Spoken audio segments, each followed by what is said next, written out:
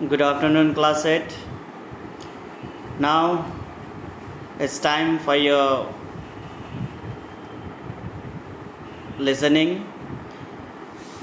And in our previous classes, we were continuing our chapter 4, The Lap of Honor, and we know about Murray Halberg, how he is getting through his career. वो अपने career को बदलने के लिए कितना मेहनत कर रहा है, हम लोग ये सब पढ़ा. वो खुद को एक रनिंग मशीन में बदल दिया. जो उसने फर्स्ट टाइम फेलर हुआ तो उसने खुद को रनिंग मशीन में बदल दिया. आफ्टर दैट मुरे हॉलबर्ग ने 5000 मीटर रेस स्टार्ट करता है और अपना कोच लिटियार्ड का प्लान अनुसार वो दौड़ता है. और ये प्लान उसने अपना कोच का प्लान मानने के कारण वो सबसे आगे आ जाता है लास्ट में. तो उस दौरान में वहाँ पे एक दूसरा रनर जो हैंस ग्रोडस्की और वो रहता है. दोनों का बीच में प्रतिस्पर्धा हो रहा है. दूसरा players competitors they are left behind. Now let us see what happens. Let us move through our different paragraphs today. What happens there. Now Halberg was not fighting the others but himself. His body was crying out for rest. It wanted to fall quietly on the ground and go to sleep. His body said that Grodotsky or anyone else could have the race, but his mind and spirit would not allow the body to win. Now, when he came at the last duration and when he made up the speed faster, as according to the plan, तो उस time पे उसको लगने लगा he was very exhausted का मतलब होता है बहुत थकित. वो खुद को ये लगने लगा था कि ज़मीन पे गिर जाऊं और वहाँ सो जाऊं एंड टेक अ रेस्ट. लेकिन दूसरा उसका आत्मा ये भी कह रहा था कि किसी को जीतने देना नहीं है. अरे बाप रे, मेरे पीछे ग्रोडोत्स्की है, वो जीत सकता है. और anyone can win me if I lose hope अथवा if I lose my stamina. Now अगर मैं खुद का जो कैपेसिटी अब मैं खो दूँ तो वो लोग मुझको हरा देगा. So in this way also he tried. He kept his process steadily. Now let us move. He could not see the white tape. He could now see the white tape at the finishing line. On the other side of the tape, he told himself he would find peace and rest. Grodotsky was only a few meters behind him as they went round the last bend in the track. Halberg prepared himself for the last effort in case Grodotsky overtook him. Now यहाँ पे वो जो उसको लगने लगा था कि अब मुझे रेस्ट लेना है, बहुत थकित हूँ. लेकिन दूसरी तरफ से वो ये भी चाहता है कि वो जीते ये रेस, वो उसको जीतना है. अगर मैं हार मानूंगा तो दूसरे सब ग्रोडोत्स्की और दूसरा अन्य कोई भी ये रनिंग जीत सकता है. सो उसने खुद के अंदर में एक पावर निकाला और दौड़ने लगा. एंड एट दैट टाइम ही सा द वाइट टेप का मतलब वहाँ पे टेप का मतलब होता है फिनिशिंग टच. फिनिशिंग जो हम लोग रिबन देखता है रनिंग का, तो उसको हम लोग टेप कह सकते हैं, टेप कहता है.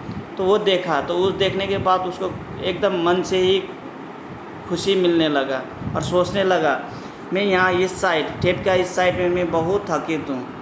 और टेप के उस टाइम जब मैं टेप को छूऊंगा तो मुझे क्या होगा, आराम है वहाँ पे. I can take rest over there.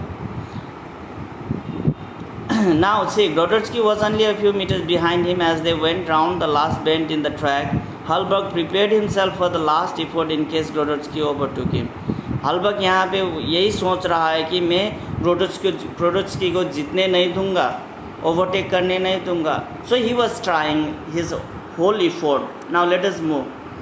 But Grodotsky never did. Halberg fell into the tape and rolled to the ground. Grodotsky was still behind. Halberg's friends gathered around the fallen body. Their minds were full of anxiety, but there was that faint smile on his face. Now, लेकिन जो भी करे, यहाँ पे Hallberg ने सबसे पहले tape को छू लिया और ग्राउंड में वो गिर गया। ग्रोडोट्स्की उसको हरा नहीं पाया। So at that time what happen, जब वो ग्राउंड में फेल किया और वो ग्राउंड में जब उसका बॉडी गिर गया तो उसका अपना friends gather to see him. They were worried. Anxiety का मतलब होता है वरीड, एकदम चिंताजनक होना, अरे क्या हो गया इसको, ऐसे करके वो किसी को देखना, ऐसे एंजाइटी में उसका फ्रेंड्स उसको घेर लिया। But at that time they saw that अ फेंट स्माइल ऑन हिज फेस। एक मुस्कुराहट, धीमी सी मुस्कुराहट उसके फेस में देखा है। ये इस फेंट स्माइल हम लोग ने मुरे हॉलबर्ग के चेहरे पे देखा था। उस टाइम था when he fail into accident, after he fail in accident, when he was unconscious and when he got conscious. जब वो अनकॉन्शियस से कॉन्शियस हुआ था एक्सीडेंट के बाद में, उस टाइम पे ये फेंट स्माइल दिखाया हम लोगों को देखा था उसके चेहरे पे, ओंठ पे। तो यहाँ पे वो स्माइल और ये स्माइल में फ़र्क है, देयर इज़ अ डिफरेंट। वो स्माइल था starting of his victory and this smile was, faint smile was of his victory. वो जीत का शुरुआत था और ये जीतने का स्माइल था। Now let us move to another part. After a great victory in the 5,000 meter race, everyone thought that Hallberg would win the 10,000 meter race easily, but Lydiard found a change in Hallberg now. यहाँ पे जब उसने 5,000 metre race जीता तो सबको लगने लगा, और उसका कोच लिडियार्ड को भी लगने लगा कि अब ये 10,000 मीटर रेस इजीली, आसान तरीके से जीत लेगा। लेकिन क्या हुआ, लिडियार्ड ने उसके बॉडी स्ट्रक्चर में थोड़ा चेंज उसको देखने को मिला। He saw change in the behaviour of Halberg का बिहेवियर में चेंज देखा। अब वो चेंज क्या था देखते हैं। The desire to win was gone. Murray Hallberg had discovered in those last minute of race that victory was not so important. He still had to live his own life to do other things. He did not run in the 10,000 meter race. अब यहाँ पे वो change क्या था कि मुरे Hallberg ने खुद को उस लास्ट घड़ी में जब वो एग्जॉस्टेड हुआ था, बहुत थकित हुआ था, उस टाइम याद किया और अभी जो वो महसूस कर रहा था उसको तुलना किया तो उसको लगने लगा, अरे बाप रे, it is nothing, I have to do something more important, मुझे कुछ और महत्वपूर्ण काम करना है। So he didn't run 10,000 metre race, वो 10,000 मीटर रेस वो दौड़ा नहीं। Now let us see what happens. When he was returning home, he heard in Singapore that his wife had given birth to their first daughter. Compared to his great prize, the Olympic gold medal, which he had won, did not seem very important. In the next 3 years, Murray Hallberg ran many races and won many prizes, but never again did he want to feel that he was a running machine. He wanted a chance to do something useful with his life. Now, यहाँ पे जब वो gold medal जीत के आ रहा था Singapore में, उसने Singapore जब वो पहुंचा तो उसको ये मैसेज आया कि उसका वाइफ, पत्नी ने बच्चे को जन्म दिया। और वो मुरे हॉलबर्ग इतना खुश हुआ कि उसका जो अभी का हैप्पीनेस था जो मैसेज सुन के, वो हैप्पीनेस जो बहुत बड़ा था इन comparing with the happiness that he got in the victory. ये जो गोल्ड मेडल उसको मिला था उस टाइम का हैप्पीनेस और ये जो बच्चे का जन्म का हैप्पीनेस, खबर का जन्म का जो हैप्पीनेस था, ये बहुत बड़ा था उसके कंपेयर में, तुलना में। उसके बाद में हॉलबर्ग ने बहुत रेसेस दौड़ा और जीत भी लिया, लेकिन उसको ये सब में ज़्यादा इंटरेस्ट नहीं था। उसका इंटरेस्ट ये था कि he wanted to do something useful in his life. अपने जीवन काल में कुछ अच्छा, दूसरा अच्छा काम करना चाहता था। खुद को एक रनिंग मशीन नहीं बनाना चाहता था अब, क्योंकि उसको पता चल गया रनिंग मशीन खुद को बनाने से क्या नतीजा होता है। और दूसरी बात तो ये, जो ये कुछ कर रहा था वो खुद के लिए था, खुद का फेम के लिए था, अपना नाम के लिए था। वो ऐसा काम करना चाहता था कि दूसरे के लिए अच्छा हो, दूसरे को उससे कोई फ़ायदा हो। So what he does, let us see. The chance came in 1963 that year in Toronto, Canada. He gave a talk at a meeting of sports writers. A lot of money was raised and it was used to help the disabled children of Canada who could not walk or take part in any sport. Now यहाँ 1963 में उसका ये chances भी आ गया। जब ये Toronto Canada में था तो उसने एक स्पीच किया। स्पीच में ये बताया, मीटिंग ऑफ स्पोर्ट्स का जो मीटिंग हो रहा था उस पर ये कहा कि उसको डिसेबल चिल्ड्रेन ऑफ कनाडा का डिसेबल जो अपाहिज बच्चे के लिए कुछ करना चाहता है। जब ये प्रस्ताव रखा तो वहाँ पे लॉट ऑफ मनी वहाँ पे कलेक्ट हुआ। वहाँ पे क्या हुआ, लॉट ऑफ, बहुत प्रशस्त पैसा वहाँ जमा हुआ। मुरे found that who could not walk or take part in any sport. अब ये disabled children के लिए था।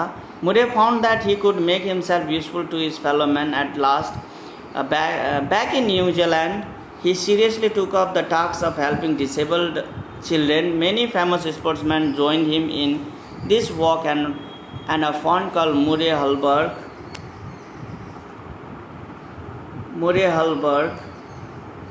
was started. Now let us see what happened. Canada में जब ये प्रस्ताव रखा, पैसा बहुत वहाँ जमा हुआ डिसेबल चिल्ड्रन के लिए, और ये जो काम करते करते उसको सब ने अप्रिशिएट, अच्छा भी किया, अच्छा भी सब ने उसका काम का तारीफ भी किया। और what happened is that when he came back in New Zealand में वो अपने घर वापस आया तो उस टाइम वो सीरियसली काम करना शुरू किया ये डिसेबल चिल्ड्रन के लिए, क्योंकि वो खुद भी एक डिसेबल था with one arm, left arm. So उसने भी डिसेबल चिल्ड्रन के लिए, जो दौड़ नहीं सकता है, जो खेल नहीं सकता है, जो कूद नहीं सकता है, उसके लिए कुछ करने का मन में ही एक संकल्प लिया, दृढ़ निश्चय किया। तो उस टाइम पे फेमस स्पोर्ट्समैन, बड़े बड़े स्पोर्ट्समैन भी उसको ज्वाइन किया और हेल्प किया, और उन लोगों ने एक फंड रेज किया, फंड स्थापित किया। वो फंड का नाम था Murray Halberg trust fund for disable children. वो स्टार्ट किया उन लोगों ने। Murray said the new victories which he was winning in his walk with those disable children were far more meaningful than that famous victory in Rome one an afternoon in September 1960। अब इन 1960 in September उसने एक announcement किया कि जो उसने रोम में जो जीत हासिल किया था उससे बेहतर उसको खुशी अभी जो डिसेबल चिल्ड्रन को वो मदद कर रहा था उस टाइम उसको मिल रहा था। सेटिस्फैक्शन ऑफ लाइफ, हम लोग कहते हैं संतुष्ट लाइफ का। वो जो खुद गोल्ड मेडल जीत रहा था, जो जीता रोम में उस टाइम, उससे बेहतर अभी उसको अपना लाइफ मीनिंगफुल लग रहा था। Now let us see, there were many more victories waiting for him after that. It is written by unknown. उसके बाद में बहुत सारा जीत उसके सामने आया और उसने जीता भी, विक्ट्री उसने हासिल किया। लेकिन उसका सबसे बड़ा विक्ट्री एंड सेटिस्फैक्शन था to help the needy people, disabled children. So dear student, this was the last paragraph of the chapter. You must do all the difficult words from this lesson from first to last and learn the spellings. Be careful to know the meaning of those words also. Now dear student, after reading this chapter, we must be motivated to do the big walks, that will give benefit to other needy people, that will help other people, because we can say that to help the needy person is the best work, and that is appreciated or that is judged by the God himself. So we must not ignore to help the needy people. And in our life we must keep we must have great determination, courage and great determination, so that we can get success in every steps of our life, so that we can accept every challenges of our life to make our future bright. Dear student, this much for today. Have a nice time. Thank you.